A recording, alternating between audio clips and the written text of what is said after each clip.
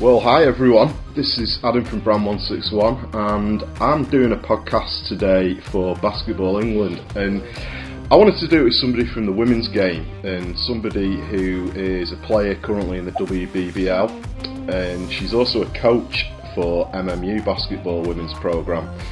She's a mentor to hundreds of kids around Manchester and has been for a number of years, and she's always been a real keen collaborator with Basketball England, so it gives me great pleasure during this strange lockdown time to be talking to a friend of mine as well, Rheanne Bailey.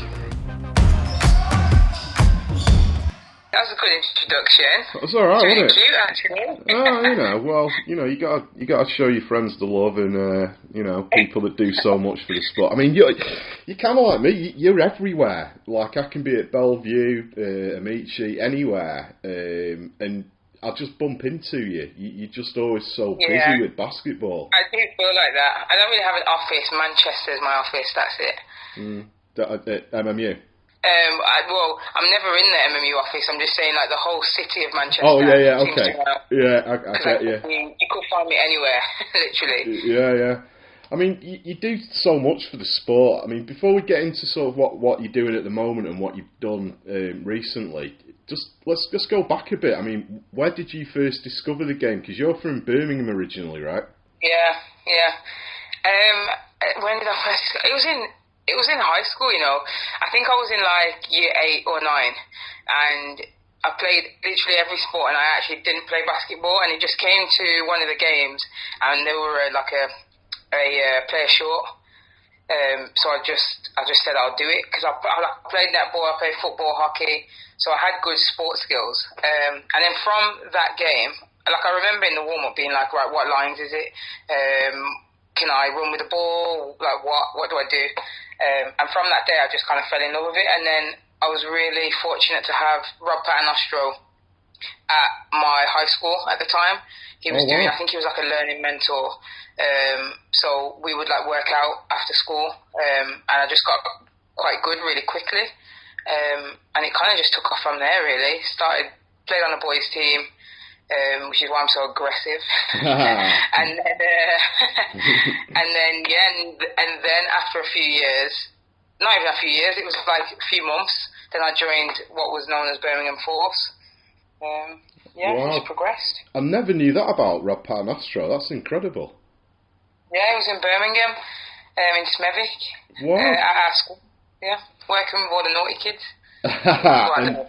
It might not have been naughty, I don't know. Oh, right, but you were in the bracket of the naughty kid.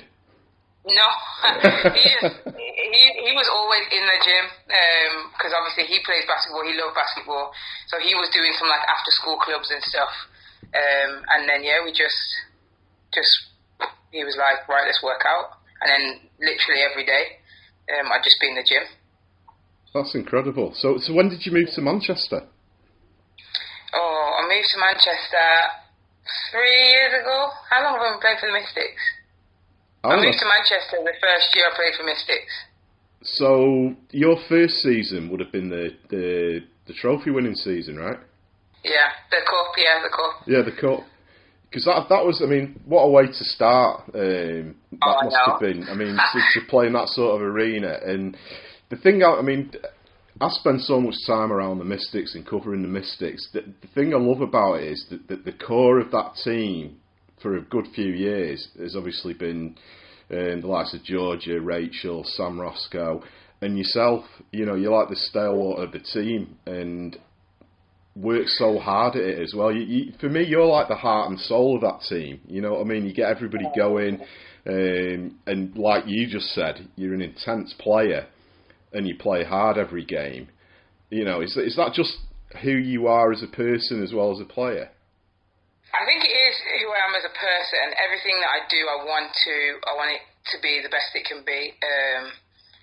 Not just myself, but like the program that I'm a part of, my teammates, and I just want everything to be the best it could possibly be.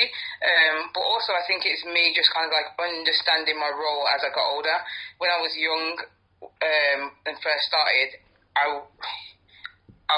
you're in like you're a big fish in a small pond, and then as that pond starts to get bigger, you kind of have to find a role. I think it's really important because if not, you'll get lost. So I then realised that, okay, I'm not this person who's going to score 20 odd points a game. I'm not going to be that go-to person in that sense. But what I can do is get a team going. I'm like fiery. I can, motivate a team. I can be intense on defence all the time. And I can be that kind of glue player. So that for me was where I then just thought, right, that's where I need to make sure that every single time I step on this court, that's what I bring. Yeah, so that was a big thing for me, and I learned it very difficult, like in a difficult way, because I remember being at Loughborough and Matt Harbour was my coach, and there'll be sessions where if I didn't want to train, it was terrible. Like I would purposefully make sure that everybody else felt my mood. Oh really? Yeah. So I did a lot of work at Loughborough in terms of like becoming a leader and becoming a better leader, and even if I didn't feel like training, don't have the negative impact. So it was a lot of growing up, but once I learned how to really kind of be that positive person in a team, my career kind of flourished and I did a lot better. So that makes perfect sense because, as I've watched your team over the past few years, each year you've sort of become more and more the heart of the team. But, I mean, don't sell yourself short, Rheanne. I mean, your stats were awesome last year and you turned it on several times.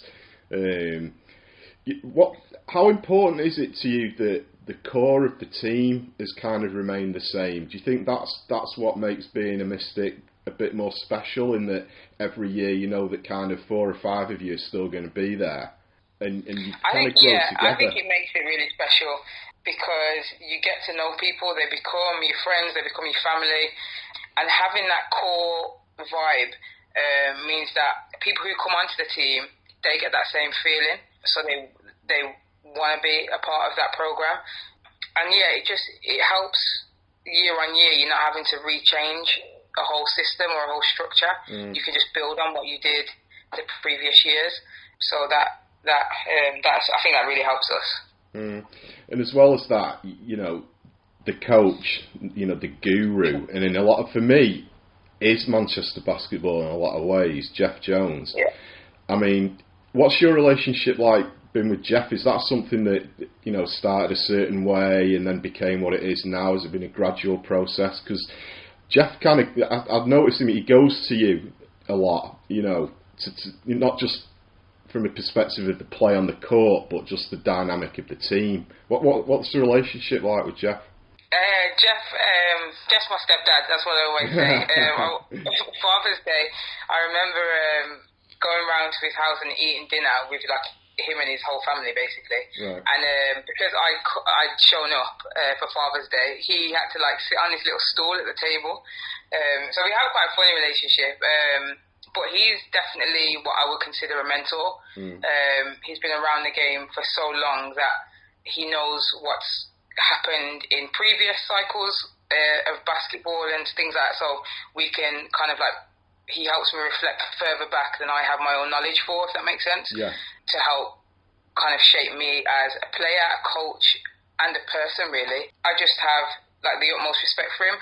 Yeah, so I think he looks to me sometimes because women's basketball is not something that he had coached before, and sometimes I think he struggles to understand our mood swings. So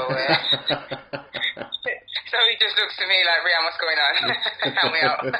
Oh, so you're kind of like Jeff's, how do we call it, female translator in a way? Yeah.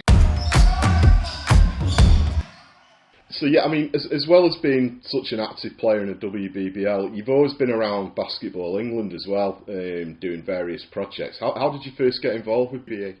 Moving to Manchester, to be honest. When I moved to Manchester, it just felt like so many doors opened for me, and I guess that helps when you're around the right people. And obviously, Basketball England were based in Manchester, and I think just through being passionate about basketball and doing lots of community work in Manchester, going out into schools, then if you do a good job at things, your name starts to come up in conversations. Sure. So I think that was kind of what had happened, and a lot of the projects that they were looking to run at the time was very much in line with a lot of the stuff that I was doing already and wanted to do. So it just made sense that we kind of like collaborated on certain things, and I say collaborated, they came up with a lot of the content and I was just the poster girl.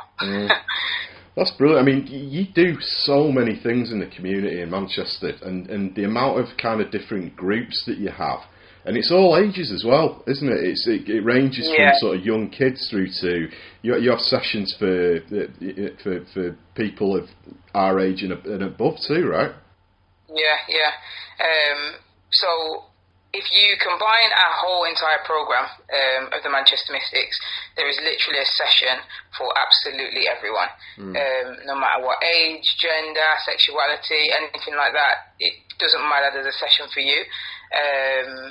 Between Bellevue, and the Manchester Basketball Centre, I can't even put into a figure how many basketball sessions that we run. And then if you add on top of that how many schools that we go into, I probably should have a figure, but it's amazing. Just from the work that I do with MMU, we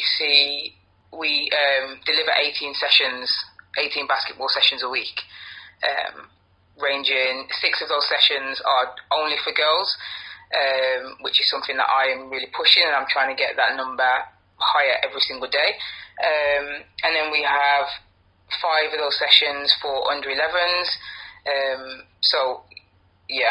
It's just, we do a lot, and that's something I'm really proud of, and why I love being part of the Manchester Mystics team, because it's not just about the top level. We're really trying to grow a massive grassroots sort of army of little basketball players.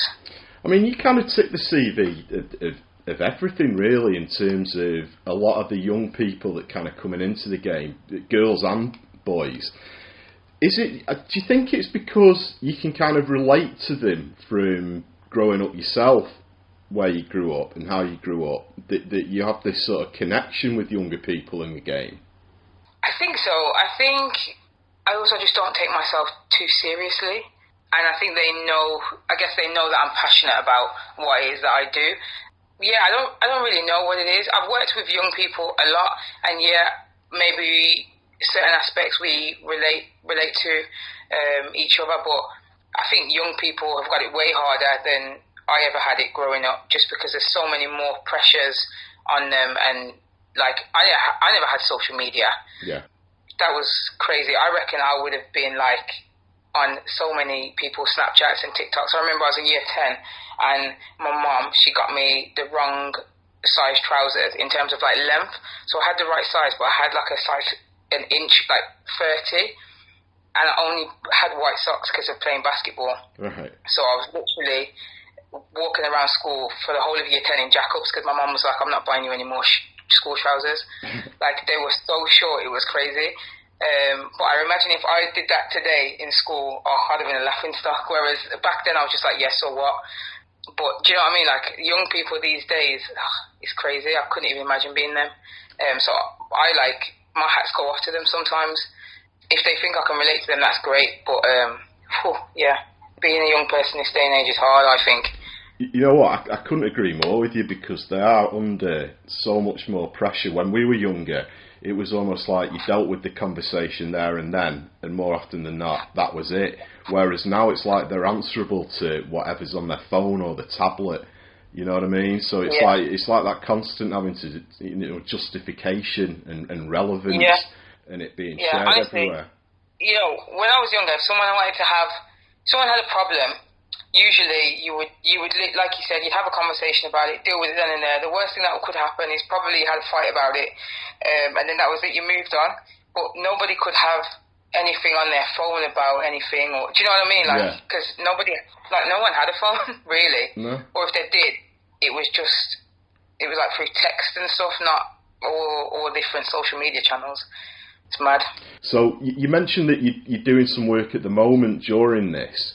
Is that the kind of way that you think about it? The fact that this is really going to have effects on them? Yeah, I mean, it will it definitely affect them. How it affects them, though, I think it's down to them, really. Because, it's frustrating that the season ended the way it has, but you can only control what you can control. That is something that I have absolutely no control of. So to dwell on it, for me, is just like a wasted emotion. So at the minute, like what I'm doing right now is I am rehabbing. I've got, my knees were flaring up during the season, so I'm rehabbing to make sure that when I go back and play, that I'm not injured. I'm going to rehab properly. I'm doing strength work. I'm doing high intensity workouts to make sure that I keep my fitness up, and I'm working on like my mobility and flexibility, because that is very poor, and that is definitely something that adds to my injury risk. So I'm kind of looking at it as alright, how can I use this time to make sure that next season is a success? If you're going, so like if you're an under 18 and your next level is like senior basketball, if you're going off to play in college, it's a big difference. Like the level is, it's not just a jump from under 16 to under 18, it's massive. You'll be playing against people that are 4 or 5 years older than you, so you have to make sure that your body's ready for that. So use this time to make sure that you can do that. Okay, you can't get into the gym, but there are ways that you can strengthen your body in this time. There are ways you can make your body more robust, and I think that's really important. Maybe it's getting better sleep, because that's super important for your recovery. Making sure that you're able to get a routine, so that when you go, because life's as slow as it has ever been. So if you can get things right in this time, when life speeds up again, hopefully some of these habits that you've developed in this period will carry over, rather than being overwhelmed again when everything starts up again. So for me, I'm using this time to prepare for the season, and that is as a player, as a coach, linking up with other coaches in the Northwest to kind of upskill ourselves so that we're ready for when the season starts. So there's loads of little things that we can be doing. If you've got a ball, like my ball handling is terrible. The amount of times I've dribbled the ball off my foot in season. Whenever Georgia passes me the ball, if I have to dribble the ball more than like 4 or 5 times, I'm looking at who the next person is I can pass to. And sometimes it's the other team. So, using this time to work on my ball handling skills and things like that, and footwork as well. I only need a square metre to be able to work on my footwork. Making sure that I'm able to use a variety of pivots without travelling, and all those things people can be working on. There's a player, obviously, that's been on the team with you for a couple of years now, in Jaden Bam, who's going over to the States in September. So, she's absolutely the sort of person that you'd probably be reaching out to, saying that it's about how you use your time. And I know for Jade, she's putting in a lot of work and doing what she can do, without being able to have practice and whatnot. So I totally agree with you, actually. It's almost that thing, if you get out what you put in, right? Yeah, no, exactly. And, some people, they are going to be affected by this time because it is uncertain. And, I understand, and it's important that we all understand that everyone is different. So when I say I've been working out, please don't think that I'm working out every single day, 10 out of 10 or 100. Definitely not. You know me, Adam. 1,000% not. So I just, when I listen to myself, I was thinking, you sound like you're a workaholic. No, definitely not. But it's just important that you keep yourself ticking over. Get up, get out of bed. I remember being young. Get out of bed. Do you know what I mean? Put some clothes on. Don't sit around in your pajamas. Put workout clothes on. Work out in the morning early. Get some routine. Make sure you're drinking enough water. Everyone's going to be dealing with this different, and that is okay. But I think if you're an athlete, just try and set some small goals for yourself that you're doing consistently. Drinking enough water. Making sure you're working out, even if it's just a couple of times a week. That's all you feel you can manage, because of everything else that's going on. A couple of times a week is better than none. Do you know what I mean? So it's about creating a schedule, creating a routine, and making sure that you are getting something out of it, and that you're trying to look at it a bit more positively. Because if you are getting down in the dumps about it, first of all, speak to someone, reach out to your teammates, but also that will help because maybe they have a different perspective that can help you out. I just think it's important that we try and get something out of this period, and it's important that you're kind to yourself, so that like I said, I'm not a workaholic. There are days where I don't work out. There are days where I eat chocolate and things that are bad for me. Do you know what I mean? There are days where I don't drink enough water, but I still have to just be kind to myself in that process and make sure that actually it's not a knock-on effect and this doesn't happen for the next 4 or 5 weeks. Actually, tomorrow I'm just going to make sure I drink my 6-7 glasses of water. And I do a workout, whether that's stretching, an abs workout, strength, or high intensity. But that makes sense. It makes sense, and I'm writing notes down as we speak, because it's like, hang on a minute, I like the sound of that. So you see what I mean, Rheanne? You just inspire people, whatever you're doing.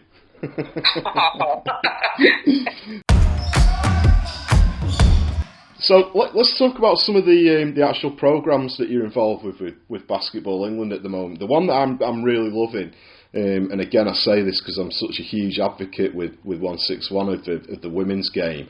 The All Girls Basketball Initiative was something really exciting. Yeah. Tell us a bit about that. I really love it, obviously, so I'm part of it. It is basically, it's been a long time since I've described it. If you'd have asked me before quarantine, I'd have had a whole kind of like script.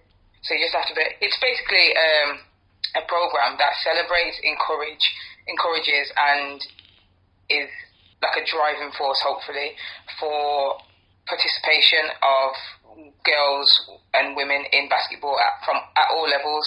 So at grassroots, at officiating and reffing, coaches, just at all levels of basketball. We're trying to encourage more females to take part.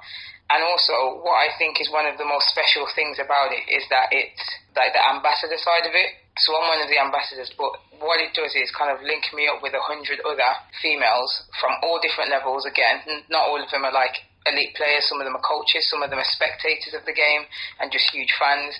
So I've got these 100 women that I can call on and get advice from if I'm struggling or trying to find a new way to deliver a session, or even just some advice. I can like tap into that ambassador side of things, and which for me is great because it just creates a huge network of women who love women's basketball and want it to improve, which is something that I think we've not really had before. There's people in Birmingham, there's people in Manchester, people in London who love the women's game, but up until the All Girls programme, we were very separate. Whereas the All Girls kind of puts us under one umbrella so we can share ideas, and ultimately that's got to be good for the game. So it's a really good programme, and I'm excited. I mean, the way I see it is that the game in general in the UK is sold short a lot of the time in the lack of exposure it seems to get. We know all the stats about it being, behind football, the most participated sport in the UK for young people. And it's almost like it's huge, but it's still got that undercover feel to it. And the thing that breaks my heart is especially for the women's game, because for me the women's game in the UK is probably the strongest it's ever been, because the national team have done what they've done. Obviously the success of Eurobasket, the fact that, you know, they got to Olympic qualification against the odds. And I mean, I've said this before on podcasts, when they didn't make it to the Olympics, I was gutted in that way that I imagine people are when England go out of the Football World Cup. Do you know what I mean? It broke my heart, man. It was like, you know, they've worked so hard, and at the moment, the mentors, role models, heroes, whatever you want to call it, for the women's game, is so up there, because you've got players at club level like yourself who do everything that you do in the community. But then you can look to the highest levels in Europe when you look at the Joe Leadhams, the Chantal Handys, Rachel van der Waal. You can look at the WNBA with Carly and Temi. It's almost like it's there for the taking, but something's just not quite clicking. What do you think it is? Oh, that's a tough question. I think it is and has been that lack of connection as a country, from the top to the bottom. We're all on board for improving women's basketball, and having that across all levels, all the way to the top. Like I said, we've had a lot of disconnect, and it doesn't mean. So I'm doing all of this in Manchester, and I feel like I'm the only person doing something, but actually there's hundreds of women who are championing the women's game. So if that effort then became more connected, then you shout louder. Yeah. So then you get more media coverage and you get all of that. And I think that's what we have to work towards. The women doing what they did was fantastic. So obviously that was a great catalyst. Coronavirus has slowed the momentum a little bit, but it's great. Like Nottingham did a tournament, junior NBA tournament with the all-girls program, had over 100 girls competing. We did one the next week, again had over 100 girls competing in this school's tournament. If we can get things like that happening consistently throughout the country and regularly, people are going to start talking about it more. And I think that's what we need to have. We need to have a collective effort up and down the country. Definitely. Yeah. And then what about Slam Jam? How does that fit into the whole agenda of things for the game at the moment? Because obviously that's, just for basketball in general for kids in schools, right? Yeah, it is. So, like I said, I started playing basketball at year 8. By that time, I don't even think I was able to play under 14s basketball because I was too old. Was it year 8? I don't know. But I was too old. Whenever I started, I was too old to play under 14s. And now I just think, imagine if I'd have been able to start playing at the age of 7. So like Slam Jam is a great program because across all age groups, England basketball have really high participation. But when it comes to that 7 to 11-year-old category, they haven't so far done that well. So by creating that program and having it as a standardised program, it's something that they can control the quality of, and it means that it being specifically catered to 7 to 11-year-olds is super fun. So we're bound to get more young people playing basketball from an earlier age, which means by the time they get to 14, they've already got a lot of the skills that, for example, a lot of people who start at 13, 14 are missing. So it just means that we can make people better, and by the time they're older, they've acquired more skills. Does that make sense? Yeah, totally. I think I'm rambling. No, it makes total sense. And I mean, I do a bit of coaching myself in schools too, and I don't know what it is about the game of basketball, but the minute that you give a kid a basketball and a hoop, it sort of takes over them, because even if they've never played the game, the first thing I notice is that they'll just start going, LeBron James, they know who these people are. And, as bad as it sounds, even if it's through like a video game that they've played, but it just excites kids when they have a basketball in their hand. And it definitely does. We started the Slam Jam session. We had I had 2 people come to the first ever one that I did. And now we have got 24 people signed up for a weekly Slam Jam session, and we've had to put a cap on a 24 until we can get another court available and some more coaches. Oh, really? So it's growing very, very quickly because there is a need, and because basketball is really fun, and the Slam Jam program is really fun. So it's a really important program, and I think it hits the nail on the head in terms of what it aims to deliver. It very much does. I'm a Slam Jam activator, so I'm a Slam Jam coach, but I'm a Slam Jam tutor, so I teach coaches who want to be able to go out and run the program of Slam Jam. I teach them sort of like the curriculum so that they can go and do that. And I think I ran my first course, I think it was in February, and I had 10 to 12 coaches, and what was really positive was a lot of them were from schools, so there were teachers from schools who wanted to use that program as part of their after school clubs. So it's really positive to see that actually the teachers are on board with it as well. So Basketball England must be doing something right in that aspect with that program. The other thing I was thinking as well at the moment is that it's almost like I look for things that are going to help to reignite the interest in the sport.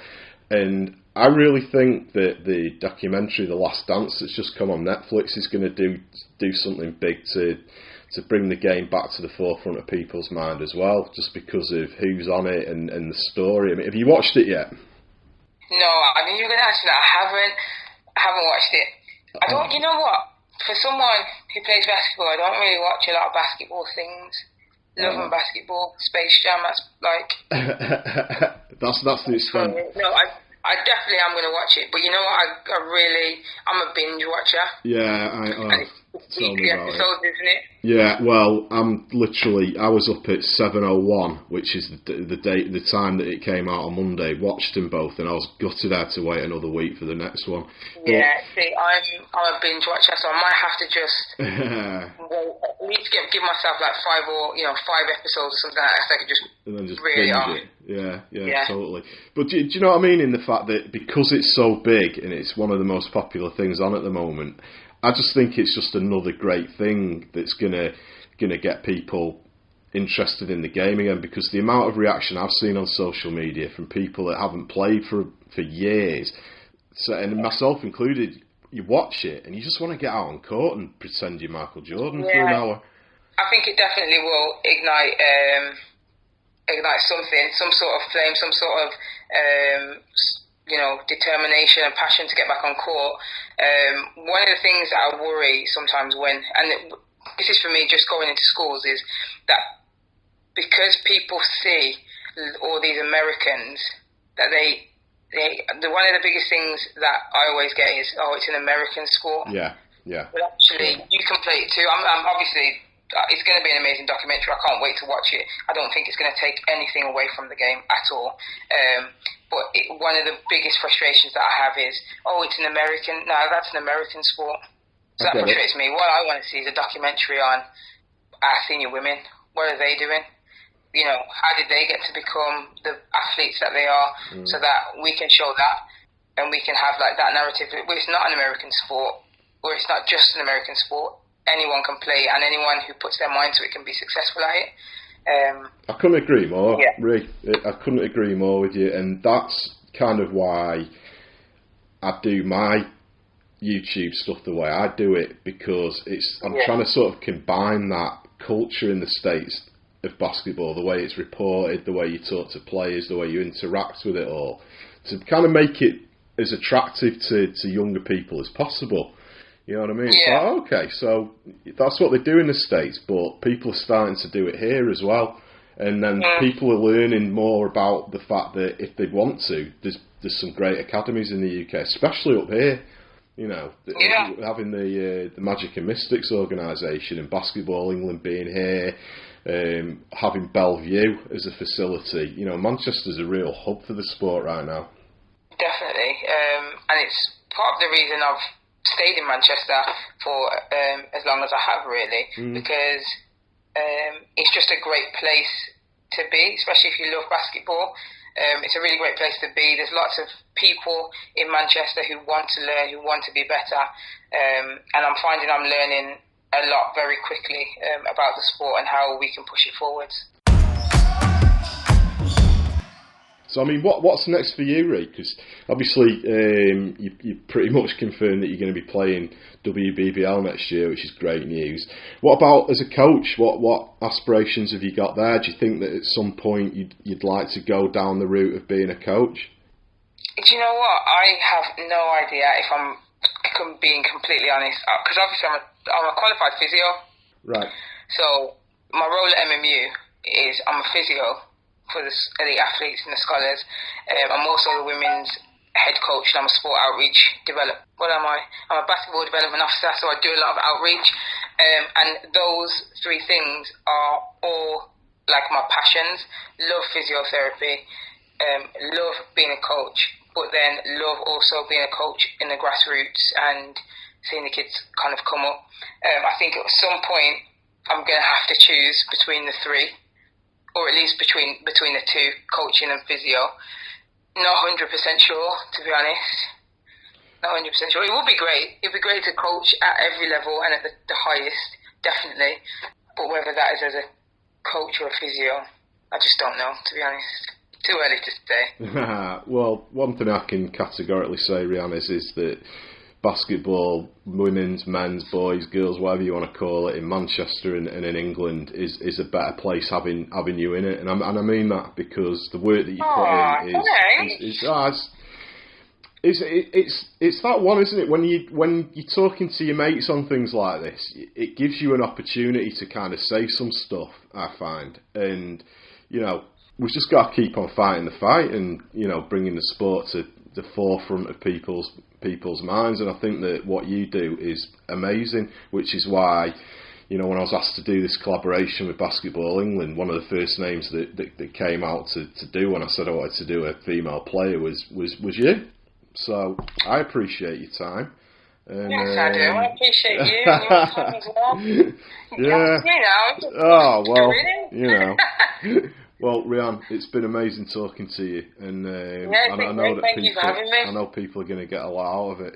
Fingers crossed. I did chat a lot, but hopefully they can pick out the important bits.